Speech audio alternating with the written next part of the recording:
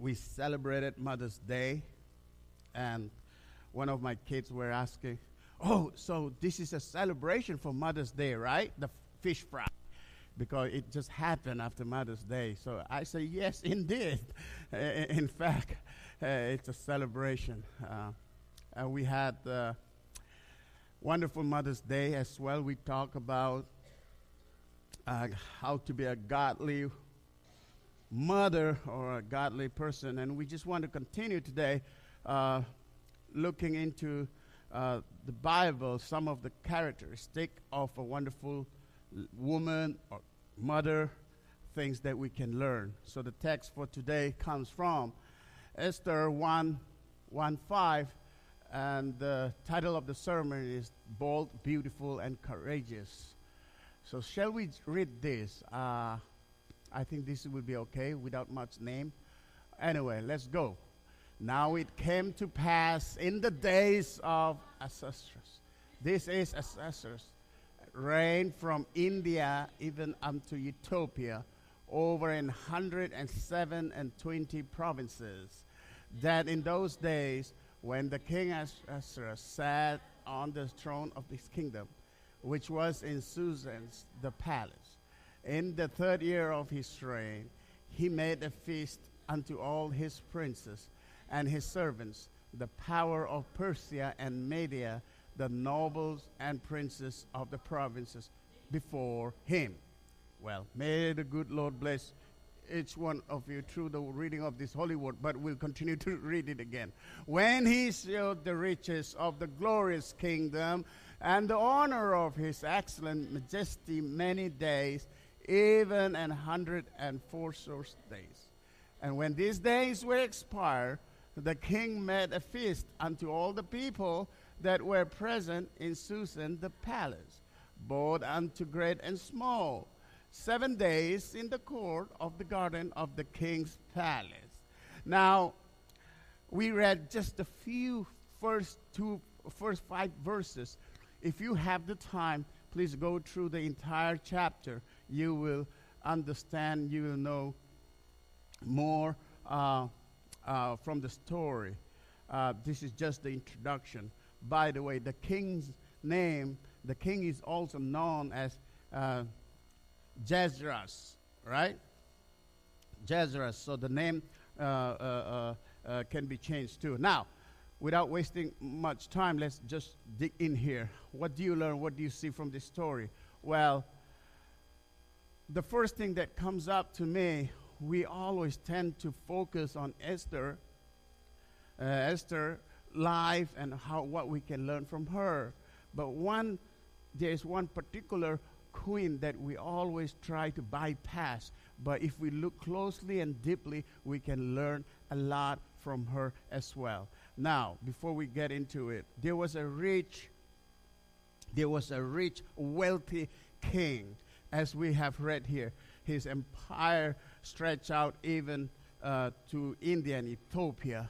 So it was a vast kingdom, and the king was Jezreel. King Jezreel was the king, and now he has the problem. He has a kind of disease that's going on in him. And what was that disease? Is the disease of ego and pride.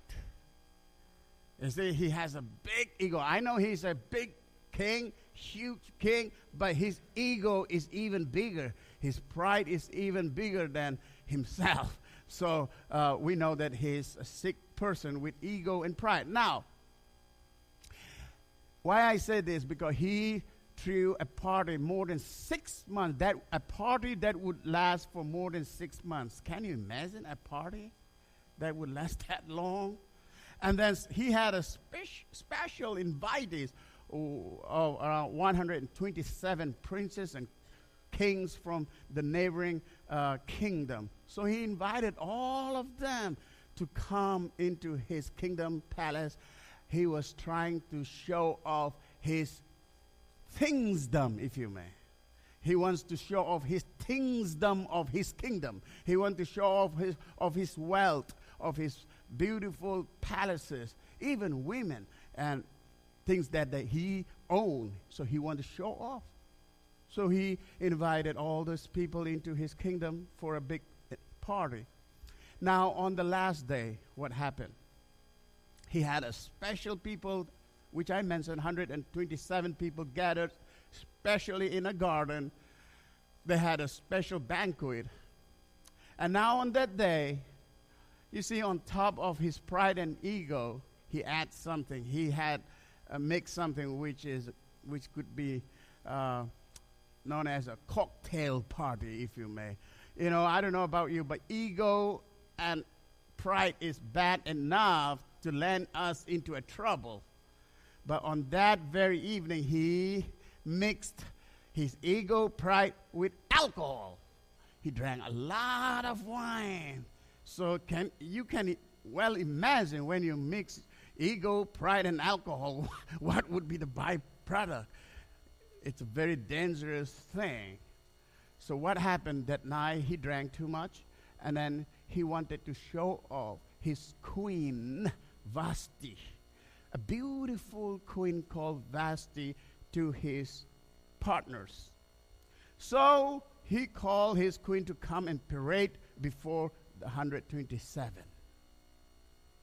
Now Vasti thought, okay, Mr. King, when you first met me, you said I was the most beautiful. You said, you will love me and me alone. And we had a long walk at the park. But after a year or two, you decided to have another woman in your life. I said nothing. You add more concubines in your palace, in your kingdom. I said nothing. You had extramarital affairs. I said nothing. After all, you are the king. But today, you have crossed the limit. You have crossed the line. I turned my blind eye to you for all those things. But today, when you ask me to share my body with your partners, you have crossed the line.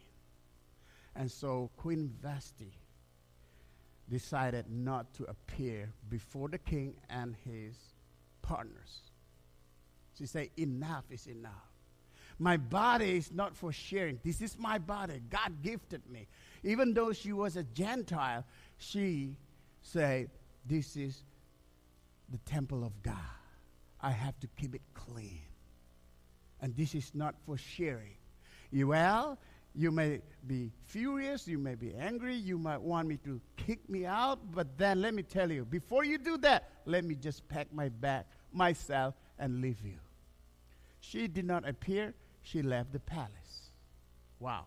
She was not only beautiful, but she was bold and courageous. She stood up for the right.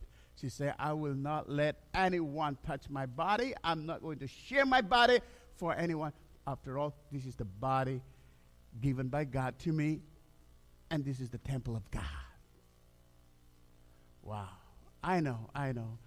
These days I've learned, I've heard, I've come across several instances that it's not only the women who are in the flesh trade. Even men are into it.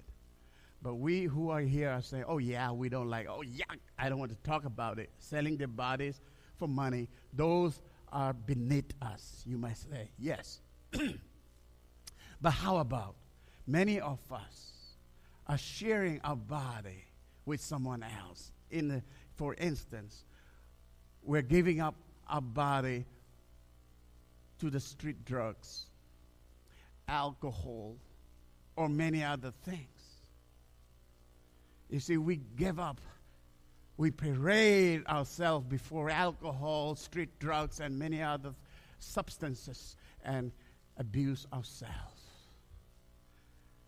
Let us all be like Queen Vasti and say no to drugs, no to drunkenness, no to other substance that's going to ruin our body.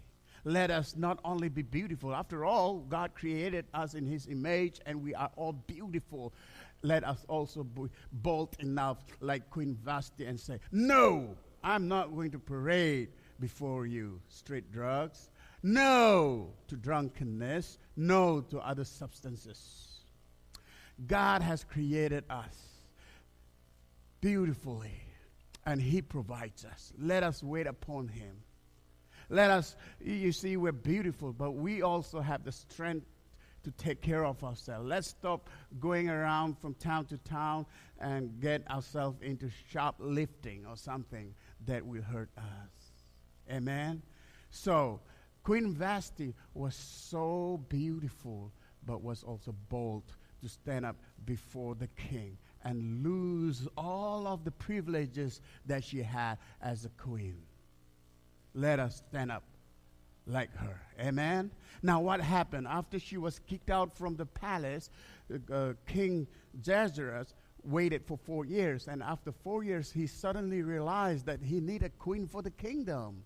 Then he came up with an idea to have a beauty contest in all of his kingdom. You see, in the whole kingdom of Persia, he organized a beauty contest. So many people got registered and they got into these competitions. One after another, the king rejected them. Finally, Esther came to the palace and got her turn. As soon as the king saw her and tested her, he realized that this is the one to be the next queen.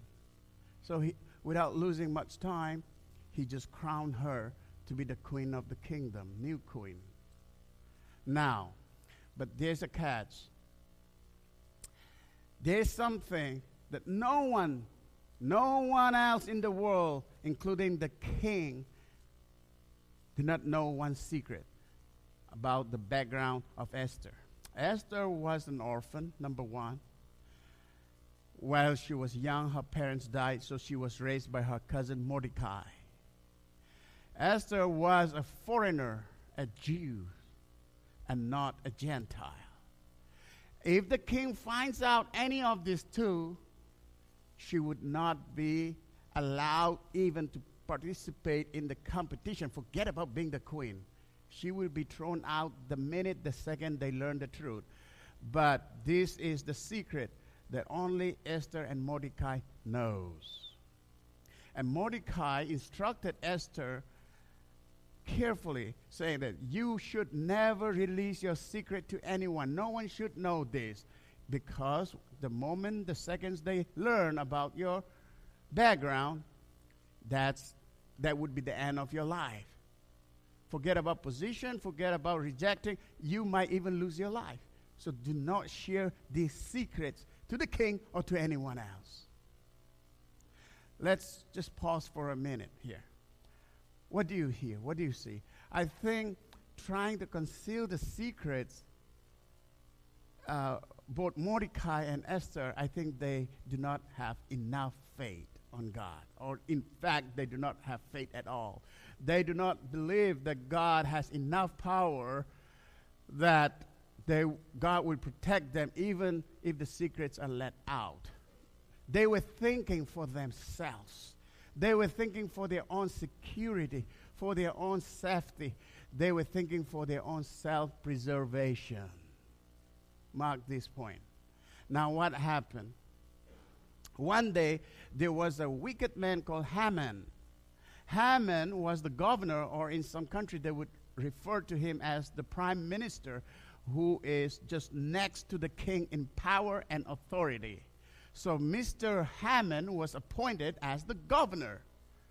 And everyone was paying homage, bowing before him, and giving and bringing gifts in honor of Haman.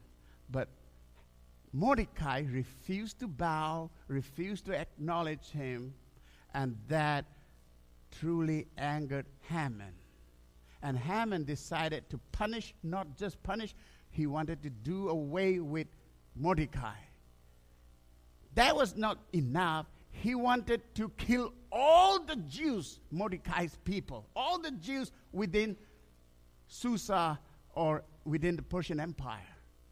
So Haman tried to convince or trick the king by taking his ring signet and made a decree by himself, saying that on so-and-so date, all the Israelites will be killed. for what Mordecai has done, for what Mordecai have insulted him. All the Jews will be paid. They will be killed on such day. A decree was written, sent out in all the four corners of the empire. Now, when Mordecai read the decree, he was so angry, so frustrated, he tore his shirts and covered himself with ashes. And then he sent the copy of the decree to Esther, saying that do something, do intervene in this situation. Otherwise, your people, the Jews, will be butchered, will be killed. So when Esther received the message and saw the copy of the decree, she said, oh, that's not possible, because if I ask, first thing is they have a protocol. The king has to invite the queen to appear before him, not otherwise. The queen cannot go and ask for appointment. No, not at any time. She might even lose her own life if she does that. So she don't have the privilege to appear before the king, number one. Number two, if she asks king to, help the Jews, he will know all the secrets. In other words, she will lose her positions. All the queens, all the privileges she enjoyed will be gone. So she said, that's not a good idea. I'm not going to do as suggested by Mordecai. So she sent a new clothing for Mordecai, but sent her message that she refused to do that. Now what comes from Mordecai is mind-boggling. Now, after Mordecai received the negative message from Esther, he sent another message. Now, this is very interesting because before this message was sent, Mordecai and Esther never mentioned about God. They never talk about God. No, nothing about faith, nothing. But this time, Mordecai thought, well, Esther, don't you think God made you a queen? He put you in these positions for a time such as this. That was the question Mordecai raised. Don't you think it was God's doing that you became a queen? And you became a queen for a time such as this? After Esther looked into that message, something dawned in her as well. Looking back at her story, yes, I'm an orphan, I'm a foreigner, and how come God lifted me up in such a position? Perhaps Mordecai could be right. Something dawned in her now. Now suddenly she started thinking for the people, Jews, so many 100,000 women, children would be killed. And she could do something about it. So suddenly she was changed. She changed her mind and she said, okay, Mordecai, gather all our people and for 3 days and 3 nights fast for me. In other words, fast for me as I approach the king and talked with him. Now when she said fast, it includes prayers. Okay, fast and prayers. It's not like us going to doctors for the lab test. You need to come fast. We just go without eating and anything and no praying, nothing. No, fast and prayer means, fast means prayer when Esther asked Mordecai. So they all fasted. And now you see the changes here. Esther said, if I perish, I perish. In other words, if I die, so be it. But I'm going to approach the king and I'm going to intervene and save my people. See, she becomes so bold now. You see?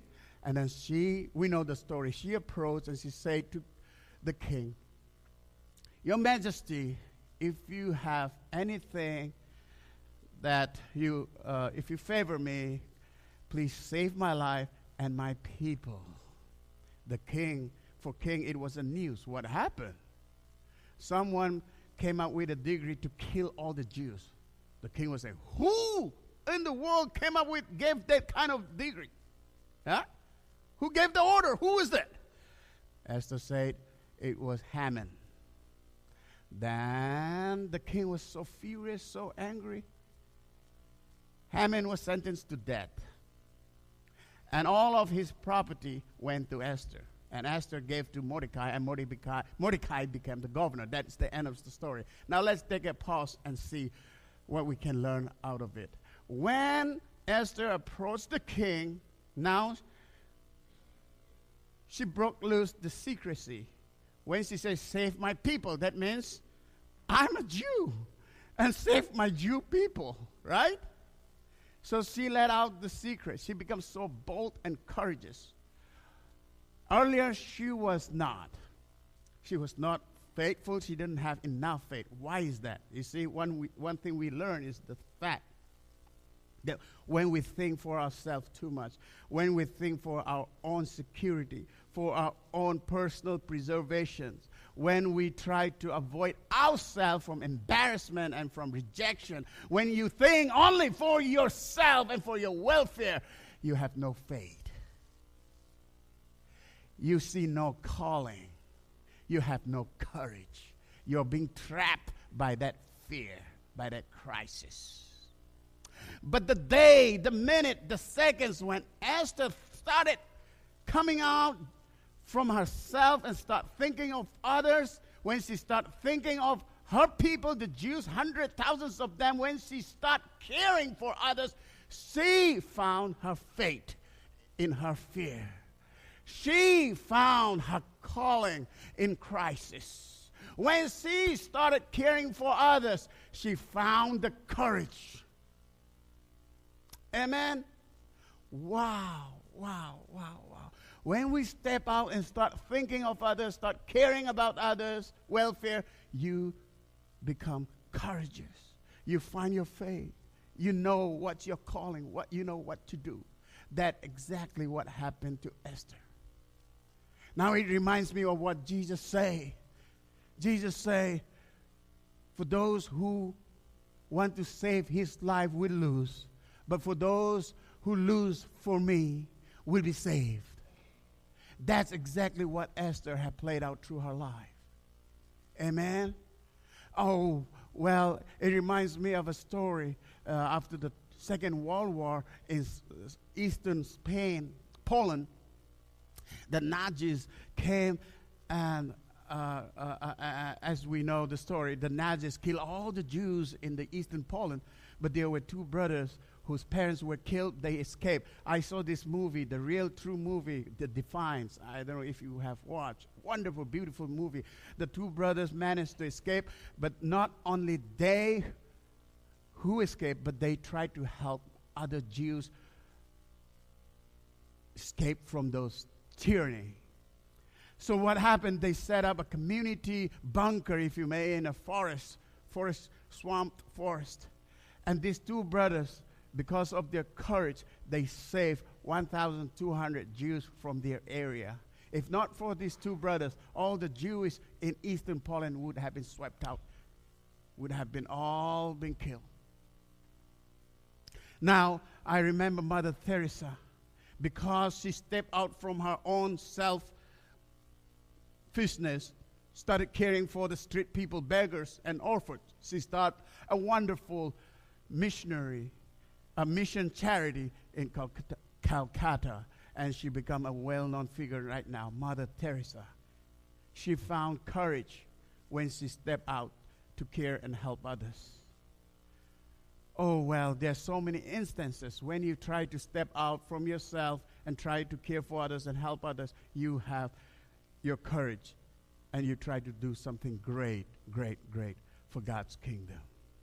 Well, it's so interesting to hear 2 weeks ago, the president of Iran was talking, and in one of his statements he said, all the genocides that is being written or is being said are all myth. It never happened. It was just a myth.